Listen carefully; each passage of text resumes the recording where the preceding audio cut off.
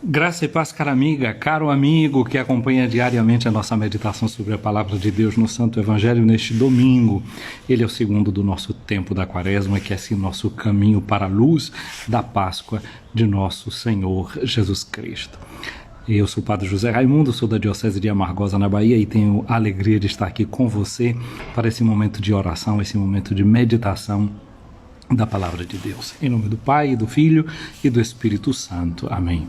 Senhor Jesus, nós te pedimos a luz do teu divino Espírito Santo para que a gente possa compreender bem a tua palavra, entrar no mistério que tu nos revelas nesse texto sagrado que a liturgia põe em nossas mãos neste domingo, enquanto nós nos preparamos para celebrar a tua Páscoa. A tua Páscoa que já foi derramada em nós, a bênção dessa Páscoa, a graça da tua ressurreição, que tem como fruto e dom o teu divino Espírito Santo, que foi dado a cada um e a cada um de nós no dia do nosso batismo. Que este Espírito Santo nos ilumine e nos guarde.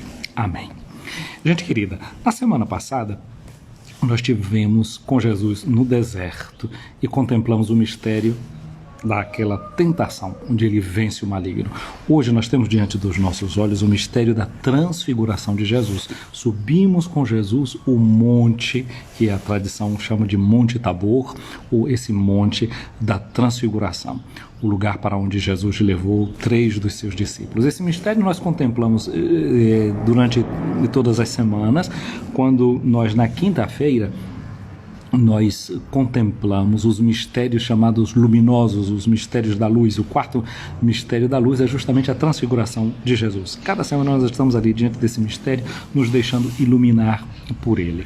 Uma outra coisa que a gente chama atenção é que durante o ano, cada ano, a gente no dia 6 de agosto celebra a festa da Transfiguração do Senhor, em muitos lugares também com o título de São Salvador, o do Bom Jesus. Por exemplo, na Bahia é muito conhecido o Santuário do Bom Jesus da Lapa, cuja festa é no dia 6 de agosto, esse mistério da Transfiguração de Jesus. Que é interessante que nesse mistério da transfiguração de Jesus é o quê? É a imagem do Cristo crucificado com um resplendor por detrás, não é? Mostrando os raios, para que dizer para mim e para você que a cruz de Jesus foi transfigurada, não é? Foi transformada, e nós entramos no mistério profundo do seu significado.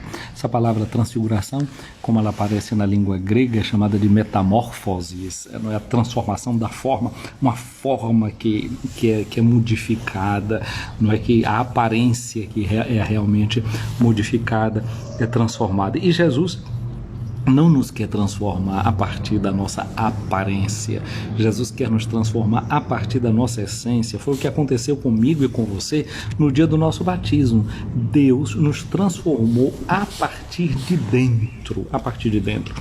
Eu sempre volto a dizer sempre essa coisa porque para mim ficou muito forte. Desde pequenino, em minha casa, minha mãe tinha um terço, não é? E aquele terço era um terço fluorescente. E aquele terço fluorescente era uma coisa interessante, porque quando apagava o candeeiro dentro de casa e aquele terço ficava pendurado assim na parede, eu via que o terço ficava todo iluminado. Era tudo escuro em volta e o terço ficava iluminado. A fluorescência é luz que vem de dentro. É luz que vem de dentro. Assim, essa luz da ressurreição de Jesus, assim, essa luz que a gente recebe no batismo, não é uma luz que vem de fora para dentro, como qualquer luz que ilumina uma superfície. Essa luz da transfiguração de hoje é uma luz que vem de dentro. Assim também no nosso batismo nós fomos iluminadas e iluminados a partir de dentro. Jesus nos ilumina e coloca a sua luz em nós. É interessante que se sabe hoje, né, que toda a matéria, todo o corpo, ele realmente é corpo que produz luz. Os nossos olhos não são capazes de ver todo o tipo de luz que é emanada, né? A gente conhece os raios ultravioletas, raios infravermelhos. Tem um certo espectro de luz que os nossos olhos conseguem ver, outros não. Não é? São luzes que não são capazes de o nosso olho enxergar, né? Por isso que armas muito poderosas, elas têm uma espécie de mira que mesmo no escuro ela consegue captar o objeto que está na mira, justamente porque emana calor, emana energia, tem uma certa luminosidade que através daquela mira se pode ver. Assim também esse mistério da cruz de Jesus, o mistério da morte de Jesus, se a gente mira a partir desse olhar da nossa fé, a partir dessa graça, o nosso olhar vai chegar para enxergar aquilo que o simples olho físico não percebe. Então essa é a graça da transfiguração, a graça de ver para além daquilo que os próprios olhos captam. Os discípulos que subiram com Jesus hoje ao Monte Tabor, eles conseguiram ver essa glória de Jesus, a glória de Jesus. E essa glória que, por exemplo, para o centurião romano, de uma certa forma, tocou o coração dele, vendo a forma com que Jesus morreu, acompanhando o mistério da paixão de Jesus, ele brotou com um grito de fé, dizendo: de verdade, este daí é filho de Deus. Então é um olhar que se transfigura. A fé é esse olhar que nos faz enxergar com profundidade as coisas dentro de nós. Olha, o texto de hoje é o texto de Lucas no capítulo 9, versículos de 28 a 36. Olha como começa dizendo o texto de hoje: que Jesus levou consigo Pedro, João e Tiago e subiu à montanha para rezar. Uma coisa... Ecco, di qua si fa una catechesi, e qui passa la suor Cristina, che è una suora indiana, che abita qui in questa casa dove sono io. Sor Cristina, venga. Saluti i brasiliani. Ecco, Sor Cristina. Come si dice? Con chi sta parlando? Qui con tutti quelli che arrivano qui su Instagram. È una catechesi diretta. Adesso lì dal Brasile vedono lei. Sto esplicando aqui para a Sor Cristina che a gente está fazendo in diretta. Sì, qui davvero qui è la chiesa, perché faccio questa che trasmetto. E adesso lei cosa vuol dire ai brasiliani? Oggi, Vangelo di oggi. Sì, ecco, dica. Il Vangelo della trasfigurazione. Sì. Ecco. Trasfigurazione. Dobbiamo trasfigurare pure noi davanti a Gesù. A irmã está dizendo que nós também devemos nos transfigurar diante de Jesus. Então, olha, allora chiedo che lei faccia anche una benedizione, diciamo così, a questi nostri compagni che ci aspettano. Allora, la sua parola è loro.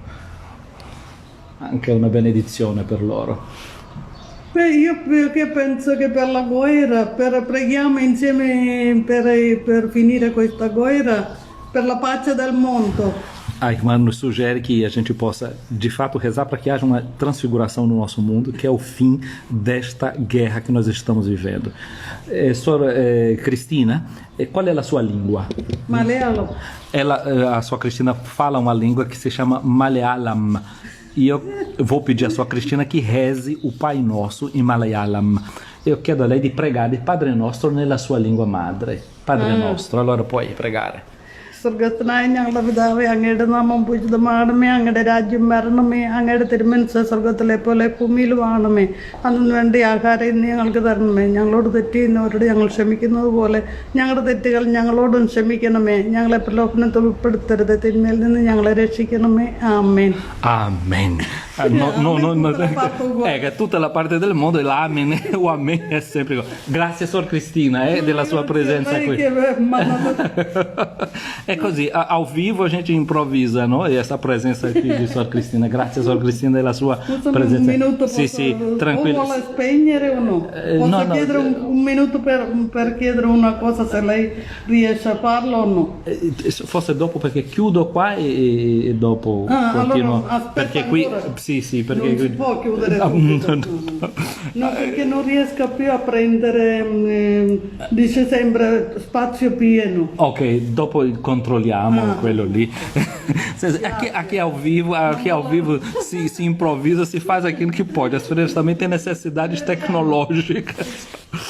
Sì, ci vediamo, Sor Cristina, tra poco. Então, voltemos à nossa meditação do Evangelho.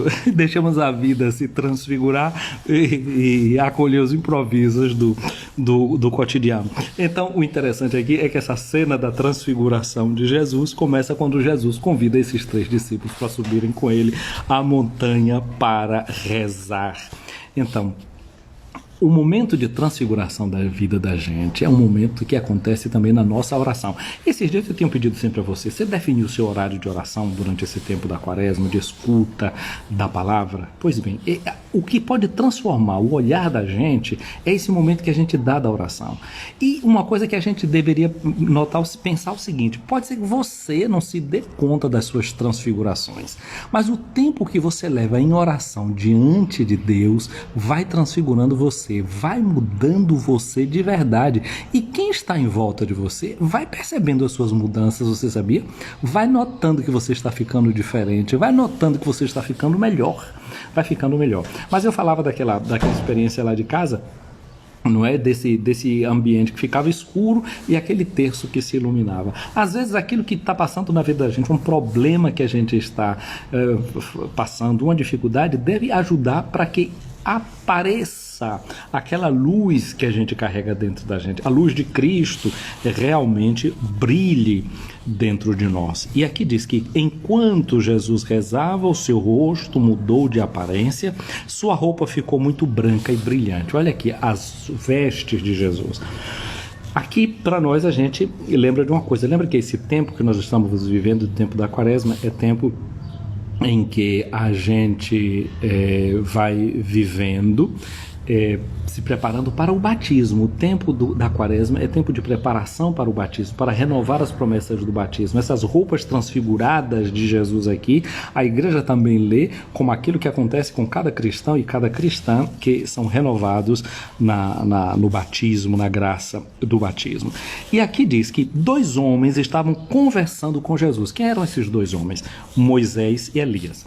Moisés e Elias. Moisés é o símbolo da lei. É o símbolo da lei, lembra o Antigo Testamento, a lei, o Pentateuco chamado, e Elias é o modelo de todos os profetas. Ou seja, aqui nos está dizendo que Jesus está em diálogo na sua oração com as Escrituras. A minha e a sua oração deve ser alimentada com as Escrituras, mas está dizendo também que Jesus ficou iluminado, o rosto dele ficou iluminado, a glória dele se manifestou. Ou seja, a presença de Jesus ilumina o Antigo Testamento. A presença de Jesus ilumina a Bíblia. Ao mesmo tempo que a Bíblia ilumina a nossa oração, é uma oração, e a leitura nossa da Bíblia é uma leitura que é feita iluminada pelo mistério de Jesus. É por isso que em todas as missas o que é que acontece? Fora o tempo pascal, a primeira leitura é sempre do Antigo Testamento. No tempo da Páscoa é o livro dos Atos dos Apóstolos. Fora isso, a primeira leitura da missa é sempre do Antigo Testamento, porque ela vai estar associada com o texto que a gente vai ouvir no Evangelho. Hoje a gente tem uma leitura do livro do Gênesis, ou seja, a gente, com a luz daquilo que acontece no Evangelho, a gente ouve a leitura do Antigo Testamento, para ver que no Antigo Testamento, o Novo Testamento está velado, está coberto, e no Novo Testamento, o Antigo Testamento fica iluminado, revelado, completado, ganha todo o seu significado. Essa é uma primeira coisa. Mas tem um outro detalhe aqui. Moisés e Elias são 2 pessoas que fazem uma experiência de morte um bocadinho diferente. Até hoje ninguém sabe onde é que está o túmulo de Moisés. Um túmulo que ninguém sabe dizer onde foi. A gente sabe onde está o túmulo de Jesus, de certos apóstolos, etc. Mas o túmulo de Moisés não. Para dizer que o modo de morrer de Moisés é um modo diferente. Assim como o seu modo de morrer e o meu modo de morrer é um modo de morrer diferente, porque nós morremos com Cristo. Nós morremos mergulhadas também na morte de Cristo. E depois o profeta Elias é aquele que diz que ele foi levado num carro de fogo para a glória de Deus. Não experimenta a morte da mesma forma que nós, como muitos mortais, digamos assim, experimentam. Portanto, aqui é o mistério da morte que é convidado a ser transfigurado a partir da presença de Jesus.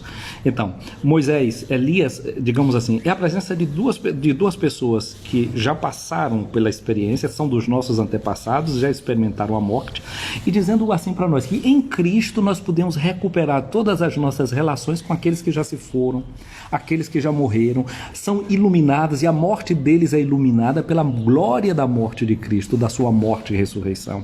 O nosso corpo é chamado a ser transfigurado com o corpo de Jesus. A nossa morte é chamada a receber um novo significado. E assim a gente vê que a gente não perde os laços com aqueles que já se foram, com aqueles que já morreram. Continuamos unidos a eles e a elas pela força da glória da ressurreição de nosso Senhor Jesus Cristo. Muito bem, e sobre o que é que Moisés e Elias estão aqui conversando com Jesus? Eles apareceram revestidos de glória e conversavam sobre a morte que Jesus iria sofrer em Jerusalém. Ou seja, aqueles que nossos, não é, que recebem essa luz da palavra de Deus encarnada, que é Jesus, não é? Eles entram nesse grande diálogo de Jesus com a humanidade, de Jesus com o Pai, e são para nós também um sinal. Eles aparecem na glória. Esse é o destino do ser humano. Nós somos chamados a entrar nessa glória do Senhor a partir da ressurreição. E diz que eles conversavam sobre a morte que Jesus iria sofrer em Jerusalém. No fundo, a palavra que está lá diz que eles estavam falando sobre o êxodo de Jesus. Êxodo é uma palavra que significa a Páscoa de Jesus, e êxodo em si mesmo significa saída. A saída de Jesus a partir da sua Páscoa. Então, para nós a morte é uma saída dessa nossa experiência, dessa vida aqui na carne, e ao mesmo tempo uma entrada na glória de Deus. Dizem que Pedro e os companheiros, assim diz o texto de Lucas, estavam com muito sono, e quando eles despertaram, viram a glória de Jesus e os dois homens que estavam com eles.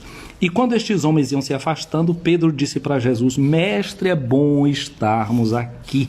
Vamos fazer 3 tendas, uma para ti, outra a Moisés e outra para Elias. A tenda que ele quer fazer.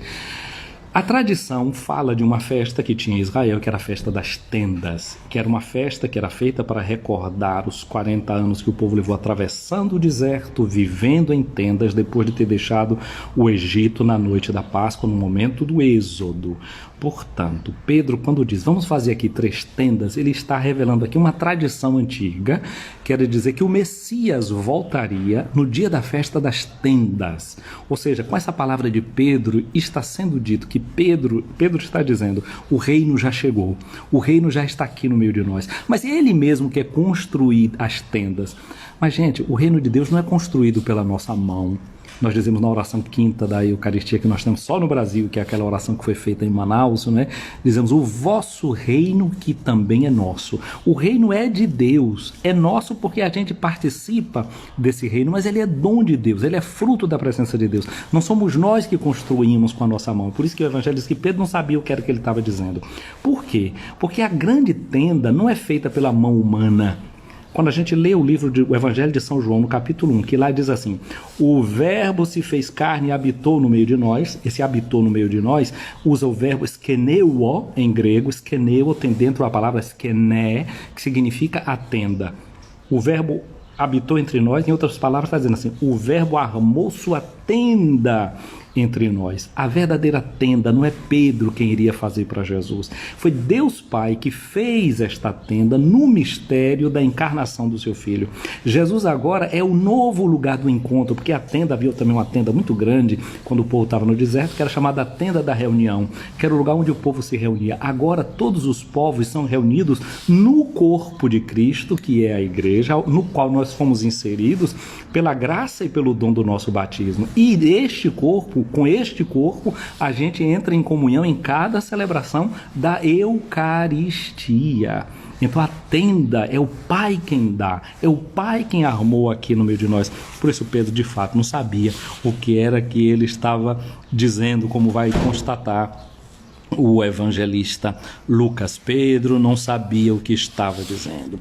Ele estava ainda falando quando apareceu uma nuvem que os cobriu com sua sombra. Os discípulos ficaram com medo ao entrarem dentro da nuvem. A tradição fala que essa nuvem lembra aquilo que o arcanjo Gabriel disse a Maria, não é? Que quando ela diz, como é que vai acontecer isso? Ele diz, a sombra do Altíssimo virá sobre ti. Essa sombra do Altíssimo é o Espírito Santo. Mas a sombra do Altíssimo lembra essa Shekinah, essa glória de Deus, essa tenda, esse lugar da reunião, e podemos interpretar com a própria palavra de Deus. A nuvem é a palavra. A nuvem é a palavra. Tem um livro clássico, né, da experiência mística inglesa, né? A nuvem do não saber. que realmente a gente não sabe nem o que está dizendo, né? Quando entra nessa nuvem. É a liberdade de Deus que nos envolve e nos ilumina com a sua graça, com aquilo que ele tem a nos dizer. Por isso, quando a nuvem vem sobre eles, só se ouve uma voz que diz: este é meu filho amado, escutai o que ele diz. Portanto, quando a gente quer entrar na comunhão com Deus, o que a gente tem é que escutar. Não é importante o que a gente tem para dizer, como Pedro está ali querendo dizer alguma coisa, não. O mais importante não é o que nós temos para dizer a Deus, é o que nós temos para escutar de Deus através da voz do seu Filho. E diz que depois que aconteceu isso, Jesus ficou sozinho, os discípulos ficaram calados e naquele dia não contaram nada a ninguém daquilo que tinham visto. Gente, algumas coisas aqui, né, que no texto de hoje não aparece, que é que quando a gente vai ler diretamente no Evangelho, vai dizer assim, 8 dias, né, 8 dias depois. O 8º dia na Bíblia é sempre a forma como os cristãos vão tratar o dia de domingo, que é o primeiro dia da semana, para nós agora, chama-se de 8º dia, porque 8 dias depois da ressurreição, Jesus se manifestou para a sua igreja. Então isso é uma nota técnica que diz como é que a igreja entende esse 8º dia, é o dia do Senhor. Então, nós, no dia do Senhor, o que é que nós fazemos? Fazemos essa mesma experiência de transfiguração que está sendo feita aqui. Por quê? Lembra que aqui foram 2 que estavam conversando com Jesus no monte, né? Moisés e Elias. No primeiro dia da semana, quando Jesus ressuscitou, 2 discípulos também estavam conversando com Jesus. E a realidade deles precisava ser transfigurada, porque eles estavam tristes, porque Jesus tinha morrido, porque eles não estavam entendendo o que é que tinha acontecido, estavam esperando a ressurreição e parece que para eles não tinha acontecido ainda nada. E Jesus começa a falar com eles enquanto eles vão caminhando, explica para eles as Escrituras, fala o que estava contido no livro dos Salmos, no livro dos profetas, na lei, sobre a morte e a ressurreição dele. Portanto, Jesus, com a palavra da Escritura, transfigura o olhar dos 2 discípulos de Emaús, partiu o pão para eles, e na medida que Jesus partiu o pão para eles, o olhar deles se abriu. Ou seja, cada missa, cada celebração da Eucaristia, a gente repete sempre a mesma coisa. A gente escuta a palavra de Deus que está nas Escrituras, canta os salmos, deixa a palavra de Jesus chegar para nós através do Evangelho, depois o pão é repartido e o nosso olhar é transfigurado para a gente olhar a vida da gente, as dificuldades da gente, as dores da gente, permitindo que haja muita luz na nossa existência. E o que eu quero desejar para você hoje é um domingo em que na liturgia a gente venha sempre transfigurado pela presença de Jesus Cristo. Aqui tinha a Miriam che mi pede: padre, le chiedo una preghiera per i miei figli. Certo, Miriam, allora la nostra preghiera per i tuoi figli, e voglio salutare anche tutti, eu quero saudar também a todas as pessoas que estão aqui presentes nesta nossa transmissão, a Odalea, a Mari Caldas, a Guloseimas, a Celia aqui, na José Costa, lá de São Miguel das Matas, a Mima, a Iemara Gugipinho. Quero saudar a Marlene Alves, a Vilmara, a Leilan Cerqueira, Thais Janaí na Conceição do Almeida. Tem aqui também quem é mais, João Paulo Aguiar em Valença. Quero saudar Maurício em Santo Antônio de Jesus, meu sobrinho aqui presente, a Rose Santos aí em Amargosa, a Vani Brito em Santo Antônio de Jesus. Tem também aqui a Roseativa, um abraço para você, Fal Reisena, Claudecia em Amargosa, também um abraço para você, um domingo feliz e cheio das bênçãos de Deus. Maria das Graças, Padre Técio aqui, lá de Vitória da Conquista, mas aqui em Roma, um abraço para você, Padre Técio, nosso responsável pelo setor de liturgia do Colégio Pio Brasileiro. Carliene, um abraço para Aline Sampaio, Ana Maria Barreto. Para quem mais? Eu tenho aqui Luciana Rosa, em São Miguel das Matas, bom dia. Padre Tiago Saletino, um abraço para você. Para Aveline, para Paraíso das Noivas, aí acho que é Amargosa, um abraço para vocês.